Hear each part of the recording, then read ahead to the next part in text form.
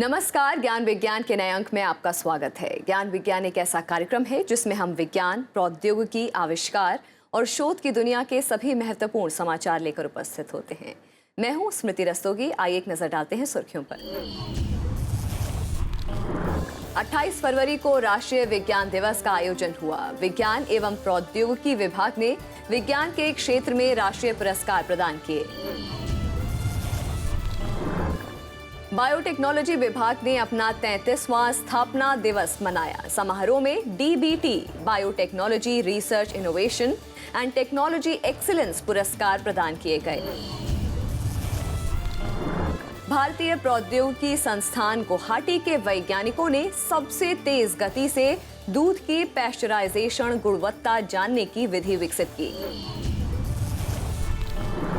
विज्ञान एवं प्रौद्योगिकी विभाग ने भारतीय प्रौद्योगिकी संस्थान दिल्ली में स्वच्छ ऊर्जा सामग्रियों के अनुसंधान की चुनौतियों पर विचार के लिए दूसरी अंतर्राष्ट्रीय बैठक का आयोजन किया।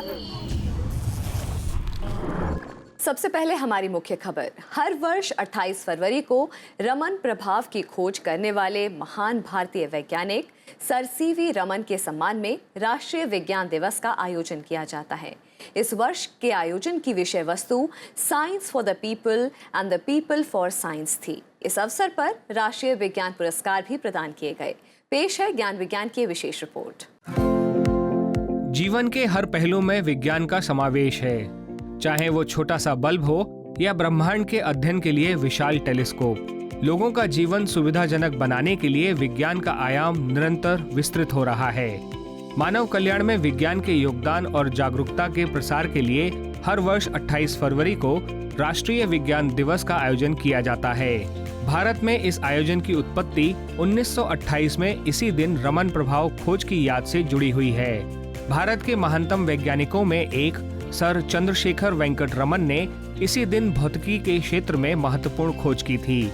इस खोज के लिए उन्हें वर्ष 1930 में भौतिकी के क्षेत्र में नोबेल पुरस्कार से सम्मानित किया गया था।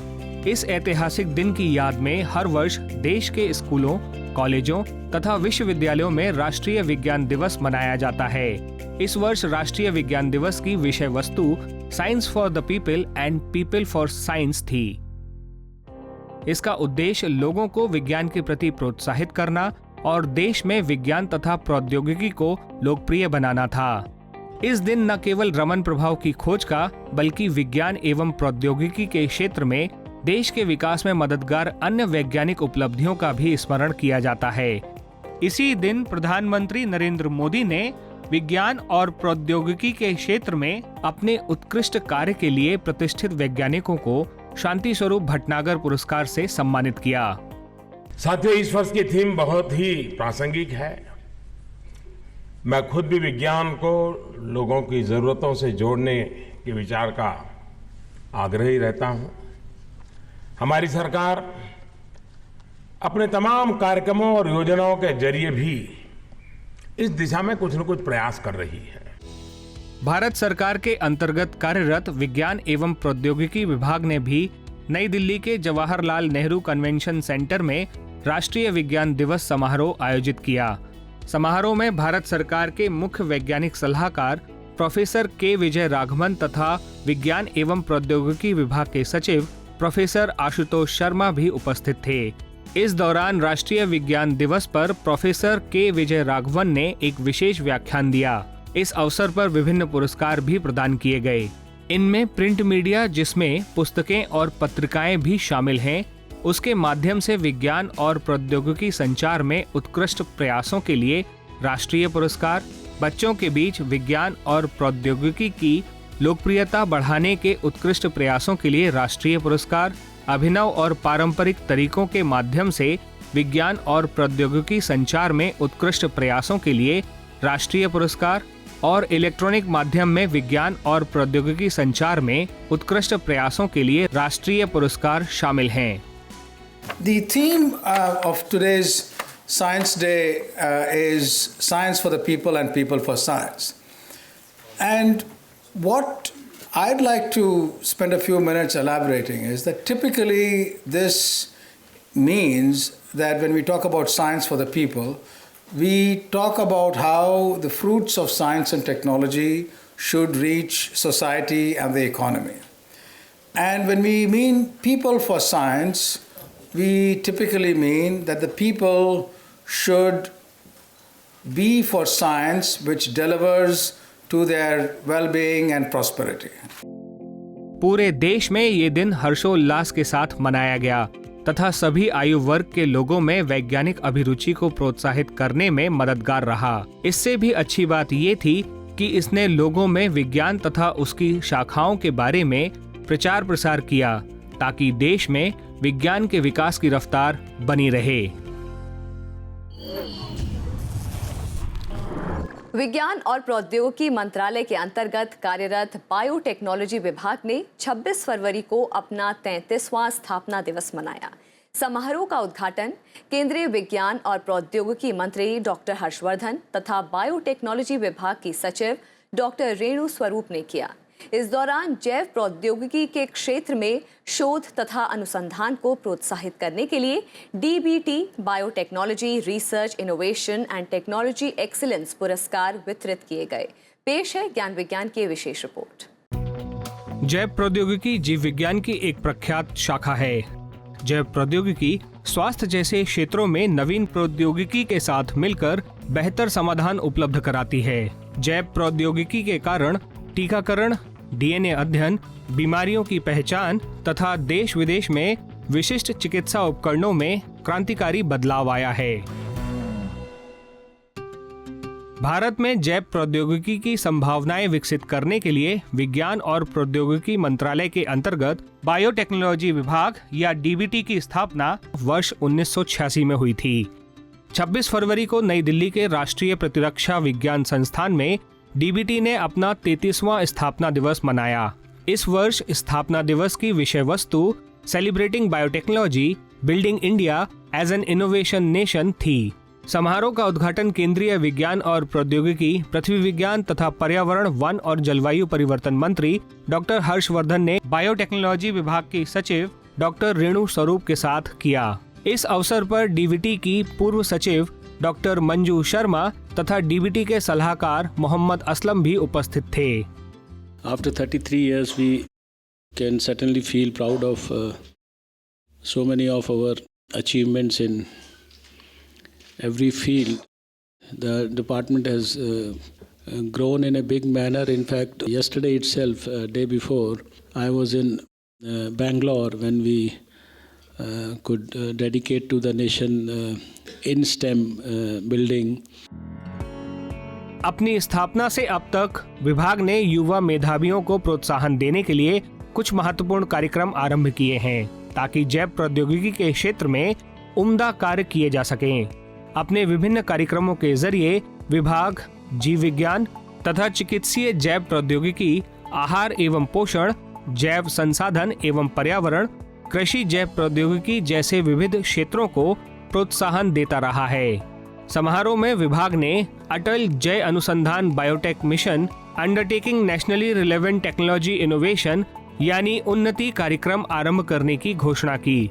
ये कार्यक्रम अगले 5 वर्षों के लिए स्वास्थ्य, कृषि तथा ऊर्जा क्षेत्रों की आवश्यकताओं को पूरा करेगा। समारोह के दौरान डॉक्टर हर्षवर्धन तथा अन्य गणमान्य व्यक्तियों ने DBT biotechnology research innovation technology excellence या ब्राइट पुरस्कारों का वितरण किया।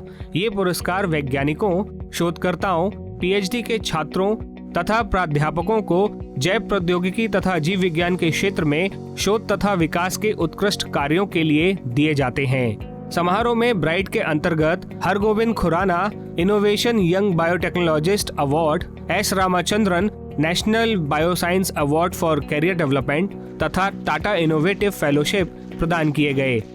इस दौरान कनाडा स्थित global alliance for genomics and health के मुख्य कार्यकारी अधिकारी डॉक्टर पीटर गुडहैंड ने world of genomics is changing विषय पर व्याख्यान दिया। इसके अलावा DBT की पूर्व सचिव डॉक्टर मंजू शर्मा ने celebrating biotechnology creating a vibrant research ecosystem विषय पर विशेष व्याख्यान दिया। जैव प्रौद्योगिकी ने जीवों के जीवन स्तर को बेहतर बनाने में महत्वपूर्ण भूमिका अदा की है। भारत में जैव प्रौद्योगिकी के विषय के लिए डीवीटी निरंतर मदद कर रहा है ताकि इस क्षेत्र में महत्वपूर्ण शोध तथा अनुसंधान किए जा सकें।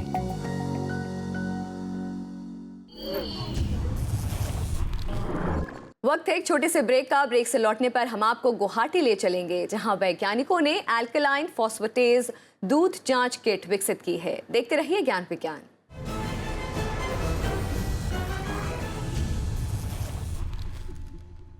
दूध शरीर में पोषक पदार्थों, विटामिन्स, कार्बोहाइड्रेट्स, खनिज तथा वसा की आपूर्ति का आवश्यक स्रोत है। दूध की गुणवत्ता बनाए रखने के लिए लंबे समय से दूध के पैस्चराइजेशन की प्रक्रिया चली आ रही है, जिससे दूध में मौजूद कीटाणु नष्ट हो जाते हैं। कई बार वाणिज्यिक इस्तेमाल का दूध पैस्चराइज नहीं होता, जिसके कारण दूध खट्टा हो जाता है। दूध को पैस्चराइज किया गया है या नहीं, इसकी जांच के लिए भारतीय प्रौद्योगिकी संस्थान गुवाहाटी के वैज्ञानिकों ने एल्कलाइन फॉस्फेटेज या ALP दूध जांच किट विकसित की है, जिसमें एक सामान्य फिल्टर कागज का इस्तेमाल किया जाता है। ये किट किस प्रकार कार्य करती है, जानने के लिए देखें ज्ञान विज्ञान की एक खास रिपोर्ट। शरीर के विकास के लिए आवश्यक पोषक पदार्थ तथा विटामिन के लिए दूध एक महत्वपूर्ण स्रोत है। इसके फायदे हर उम्र में हैं। दूध नवजात बच्चों में प्रतिरक्षा शक्ति विकसित करने से लेकर वयस्कों के शरीर में कैल्शियम उपलब्ध कराने का एक महत्वपूर्ण स्रोत है। जानवरों से उत्पन्न होने के कारण दूध बेहद कम समय के लिए स्वास्थ्यप्रद रहता है। हवा के संपर्क में आने के बाद उसमें तेजी से सूक्ष्म जीव उत्पन्न हो सकते हैं। इससे दूध की गुणवत्ता तथा पोषक पदार्थ नष्ट होने लगते हैं। दूध को सूक्ष्म जीवों से मुक्त करने तथा उसके पोषक गुणों को बनाए रखने के लिए पैस्चराइजेशन नामक प्रक्रिया का इस्तेमाल किया जाता है। पैस्चराइजेशन प्रक्रिया में दूध को एक निश्चित तापमान पर गर्म किया जाता है, जिससे हानिकारक कीटाणु नष्ट हो जाते हैं। इसके बाद दूध को तेजी से ठंडा किया जाता है। बेहतर स्वास्थ्य के लिए हमेशा पैस्चराइज दूध के इस्तेमाल की सलाह दी जाती है। एल्कलाइन फॉस्फेट यानी ALP नामक किण्वक प्राकृतिक रूप से दूध में पाया जाता है, लेकिन पैस्चराइजेशन के लिए निश्चित तापमान तक पहुंचते पहुंचते ये नष्ट हो जाता है। लिहाजा दूध में एल्कलाइन फॉस्फेट की उपस्थिति पैस्चराइजेशन की गुणवत्ता जानने का एक अच्छा मानक है। इस जांच की कई विधियां हैं जो लंबा समय लेती हैं और उनके लिए आधुनिक उपकरणों की आवश्यकता पड़ती है। इस कारण मौके पर उनकी जांच नहीं की जा सकती। अब दूध में पैस्चराइजेशन गुणवत्ता की जांच के लिए भारतीय प्रौद्योगिकी संस्थान गुवाहाटी के वैज्ञानिकों ने कम लागत वाली, पर्यावरण के अनुकूल और मौके पर जांच किया जा सकने वाला किट विकसित किया है। किट को बनाने में जैव सेंसर आधारित तकनीकी का इस्तेमाल किया गया है। ये किट वाणिज्यिक तथा कच्चे दूध के नमूनों में ALP स्तर की जांच करने में मददगार साबित हुआ है। We have utilized a very simple paper disc which has been obtained by the punching machine. Usually what we throw, but that particular ALP disc we have utilized, and we have done a lot of wet chemistry on that. So eventually the importance was to develop the immunosensing system where the specific antibody towards the ALP has been immobilized. भारतीय प्रौद्योगिकी संस्थान गुवाहाटी में doctor प्रांजल चंद्रा के निर्देशन में शोधकर्ताओं ने एक जैव सेंसर विकसित किया है। इसके लिए छोटे छोटे फिल्टर पेपर डिस्क का इस्तेमाल किया गया, जिसमें ALP के साथ प्रतिक्रिया करने वाले कुछ जैविक रसायन मिलाए गए। दूध का नमूना डालने से पेपर डिस्क का रंग सफेद से नीला हो जाता है।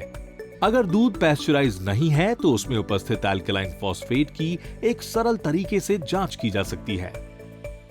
We thought that we have to make something very simple that can be utilized to the end user, either in the industry or in the home kitchen or at the place where we are going to take the milk or something like that. So eventually this is a very miniaturized system where we no need of any kind of instrumentation to develop or to analyze that in a qualitative way. Pasteurisation प्रक्रिया में दूध की गुणवत्ता की जानकारी के लिए doctor प्रांजल चंद्रा और उनकी शोध टीम द्वारा विकसित कागज आधारित छोटे आकार का जैव सेंसर निश्चित रूप से एक बड़ी उपलब्धि है, जो वाणिज्यिक उद्योगों के लिए या मौके पर उपलब्ध पैस्चराइज्ड और कच्चे दूध में आशंकित संक्रमण की जांच कर सकता है। ये शोध बायोसेंसर्स एंड बायोइलेक्ट्रॉनिक्स पत्रिका में प्रकाशित हुआ है।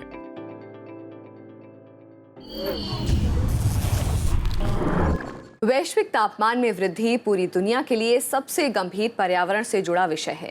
इसका एक प्रमुख कारण कार्बन उत्सर्जन है। कार्बन फुटप्रिंट कम करने के लिए सभी देशों को स्वच्छ ऊर्जा स्रोतों को अपनाना आवश्यक है।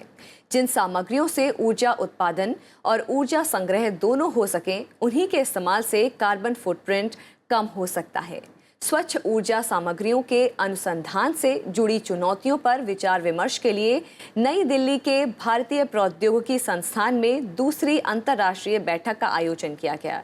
इस दौरान कई स्वच्छ ऊर्जा तकनीकों का शुभारंभ किया गया। देखिए ज्ञान विज्ञान की विशेष रिपोर्ट।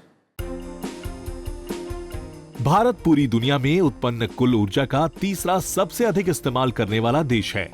स्वच्छ ऊर्जा पर इंडिया कंट्री स्टेटस रिपोर्ट के मुताबिक भारत में लगभग 67% ऊर्जा ताप विद्युत संयंत्रों से, 13.6% हिस्सा पनबिजली से, 2.1% भाग परमाणु ऊर्जा संयंत्रों से तथा 17.4% ऊर्जा नवीकरणीय स्रोतों से उत्पन्न की जाती है। इन ऊर्जा स्रोतों की उपलब्धता के लिए इन ऊर्जा स्रोतों का व्यवस्थित उत्पादन, वांछित रूप में परिवर्तन, संग्रह तथा इस्तेमाल के लिए आधुनिक सामग्रियों और तकनीक का विकास करना महत्वपूर्ण है। हाल ही में भारत सरकार के अंतर्गत कार्यरत विज्ञान एवं प्रौद्योगिकी विभाग ने स्वच्छ ऊर्जा सामग्रियों के अनुसंधान से जुड़ी चुनौतियों पर विचार करने के लिए भारतीय प्रौद्योगिकी संस्थान दिल्ली में मिशन इनोवेशन विषय पर दूसरी अंतर्राष्ट्रीय बैठक का आयोजन किया। मिशन इनोवेशन दुनिया भर में स्वच्छ ऊर्जा अनुसंधान को प्रोत्साहन देने के लिए 24 देशों का एक संयुक्त प्रयास है। 2 दिवसीय अंतर्राष्ट्रीय बैठक का मुख्य उद्देश्य उच्च क्षमता तथा कम लागत वाली स्वच्छ ऊर्जा सामग्रियों के विकास तथा उन्हें बेहतर बनाने के लिए विशेषज्ञों के साथ विचार विमर्श करना था। इसके अलावा बैठक का मकसद ऊर्जा क्षेत्र में देश विदेश के शोधकर्ताओं, अनुसंधानकर्ताओं तथा निवेशकों के बीच आपसी सहयोग के अवसर भी उपलब्ध कराना था। बैठक में साझेदारों, नीति निर्माताओं, तकनीकी जानकारों और उद्योगों के प्रतिनिधियों के अलावा ऑस्ट्रेलिया, कनाडा, डेनमार्क तथा फ्रांस जैसे देशों के निवेशकों ने भी भाग लिया। Another difference in mission innovation, which is the international partnership. So now this shouldn't really be lip service, because the whole idea is that if there is one group, one country, one scientist working on a problem, it's very slow process. Whole lot of this is about reinventing the wheel. But when we are working together, for example here 18 partner countries, then we ought to be able to learn from each other very, very rapidly. वर्तमान समय में भारत में ताप ऊर्जा संग्रह, battery जैसे विद्युत रासायनिक ऊर्जा संग्रह तथा भारी मात्रा में विद्युत आवेश के संग्रह के लिए सुपर कैपेसिटर जैसी तकनीक का इस्तेमाल होता है।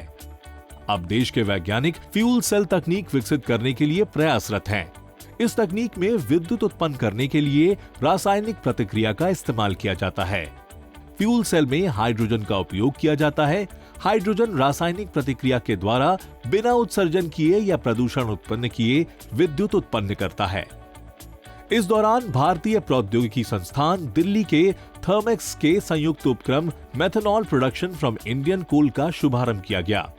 आयोजन में इसके पायलट संयंत्र का मॉडल भी प्रदर्शित किया गया। इस संयंत्र में कोयले को मेथनॉल में परिवर्तित किया जाएगा। पर्यावरण के अनुकूल होने के कारण मेथनॉल स्वच्छ ऊर्जा का बेहतरीन स्रोत है, जिसका उपयोग यातायात तथा खाना पकाने के लिए तरल ईंधन के रूप में भी किया जा सकता है। 2 दिवसीय समारोह में स्वच्छ ऊर्जा सामग्रियों के विकास के लिए कई अन्य कार्यक्रम भी आरंभ किए गए।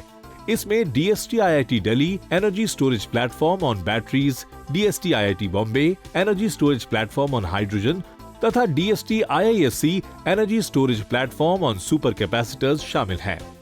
बेहतर भविष्य के लिए ऊर्जा सुरक्षा आज की आवश्यकता है। इस लक्ष्य की प्राप्ति ऊर्जा के उचित संग्रह तथा इस्तेमाल के लिए उचित सामग्रियों के प्रयोग से ही संभव है। इसके अलावा वैश्विक तापमान में वृद्धि दर को कम करने के पर्यावरण से जुड़े दीर्घकालीन लक्ष्य की प्राप्ति के लिए भी स्वच्छ ऊर्जा तकनीक अपनाना आवश्यक है। वक्त है एक और ब्रेक का। ब्रेक के बाद आपको दिखाएंगे देश और दुनिया के कुछ और नए वैज्ञानिक खोज। देखते रहिए ज्ञान विज्ञान।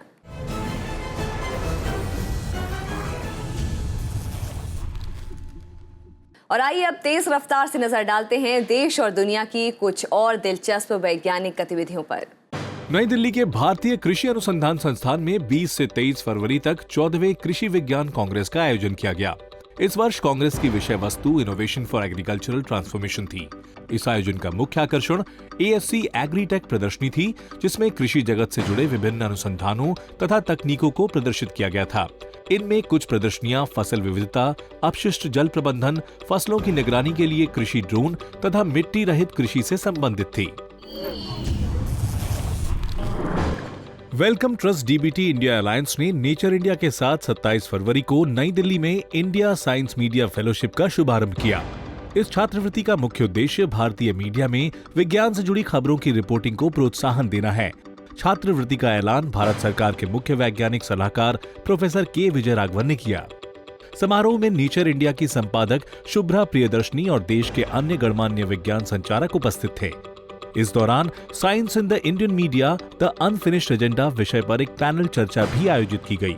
उम्मीद है कि इस छात्रवृत्ति से भारत में विज्ञान की रिपोर्टिंग को बल मिलेगा। भारतीय अंतरिक्ष अनुसंधान संगठन यानी इसरो मार्च महीने के अंत तक PSLV C-45 अभियान प्रक्षेपित करने के लिए तैयार है। इस अभियान में पहली बार 3 पेलोड अलग अलग कक्षाओं में स्थापित किए जाएंगे। सबसे पहले अंतरिक्षयान DRDO के इलेक्ट्रॉनिक खुफिया उपग्रह EMI-SAT को 763 किलोमीटर की ऊंचाई पर कक्षा में स्थापित करेगा। PS4 की अन्य 2 कक्षाएं 504 किलोमीटर और अंत में 485 किलोमीटर की ऊंचाई पर है। पुरातत्ववेताओं के एक समूह ने देश के विभिन्न भागों से छलांग लगाने वाली मकड़ी की 5 नई प्रजातियां खोजी हैं। इनमें कोकैकुलस लसीनिया नामक प्रजाति की उत्पत्ति ऑस्ट्रेलिया में बताई गई है। मकड़ी की नई प्रजातियों की खोज ये समझने में मददगार रही है कि एक समय सभी महाद्वीप एक दूसरे से जुड़े हुए थे। इसके अलावा कुछ वर्ष पहले हाइलस डियार्डी प्रजाति के मकड़े असम में खोजे गए हैं। दुनिया भर में छलांग लगाने वाले मकड़ों की लगभग 5200 प्रजातियां पाई जाती हैं। हबल अंतरिक्ष टेलीस्कोप ने हाल ही में वरुण ग्रह का नया चंद्रमा खोजा है। इस चंद्रमा का नाम हिप्पोकैम्प रखा गया है। माना जा रहा है कि यह विशाल प्रोटस चंद्रमा का टुकड़ा है। वरुण हमारे सौर मंडल का 8वां ग्रह है और बर्फ से ढका हुआ है। अंतरिक्ष विज्ञानियों के मुताबिक नए चंद्रमा की उत्पत्ति अरबों वर्ष पहले हुई थी। वरुण ग्रह के बारे में अब तक सबसे कम जानकारी है। अंतिम बार इस ग्रह के बारे में वर्ष 1989 में वॉयेजर फ्लाईबाई अंतरिक्षयान ने अध्ययन किया था। नए चंद्रमा के बारे में खोज नेचर पत्रिका में प्रकाशित की गई है। विज्ञान के इतिहास में इस सप्ताह हम याद कर रहे हैं केली जॉनसन को, जिनका जन्म 27 फरवरी 1910 को अमेरिका के मिशिगन में हुआ था। वो एक वैमानिक इंजीनियर थे जिनकी विशेषता वायुसेना के लिए विमानों के डिजाइन तैयार करना था। उन्होंने SR-71 Blackbird, XP-80 shooting star, Hercules C-130 तथा F-104 सुपरसोनिक जेट फाइटर जैसे लड़ाकू विमानों का सफलतापूर्वक डिजाइन और निर्माण किया। ध्वनि की गति से भी तेज रफ्तार से उड़ने वाले विमानों को सुपरसोनिक विमान कहते हैं। SR-71 ब्लैकबर्ड को अपने समय में दुनिया की सबसे तेज रफ्तार से तथा सबसे अधिक ऊंचाई पर उड़ने वाले विमान के रूप में जाना जाता था। उत्कृष्ट विमानों का डिजाइन तैयार करने के लिए उन्हें 1956 में एयरलाइंस एक्टिविटी कमेटी ने aviation man of the year के खिताब से नवाजा। 80 वर्ष की आयु में 21 दिसंबर 1990 को केली जॉनसन का निधन हो गया। आज भी उन्हें विश्व के एक बेहतरीन विमान डिजाइनर के रूप में याद किया जाता है। इस सप्ताह के ज्ञान विज्ञान के एपिसोड में इतना ही। यह एपिसोड आपको कैसा लगा, इस बारे में अपने विचार हमें जरूर भेजें। आप अपने सुझाव हमें हमारे ईमेल पते news@vigyanprasar.gov.in पर भेज सकते हैं। आप पत्र द्वारा भी हमें सुझाव भेज सकते हैं। हमारा पता है विज्ञान प्रसार, C24 कुतुब इंस्टीट्यूशनल एरिया, नई दिल्ली 110016। अगले सप्ताह हम फिर मिलेंगे विज्ञान की नई खोज, आविष्कार और समाचार के साथ। तब तक के लिए नमस्कार।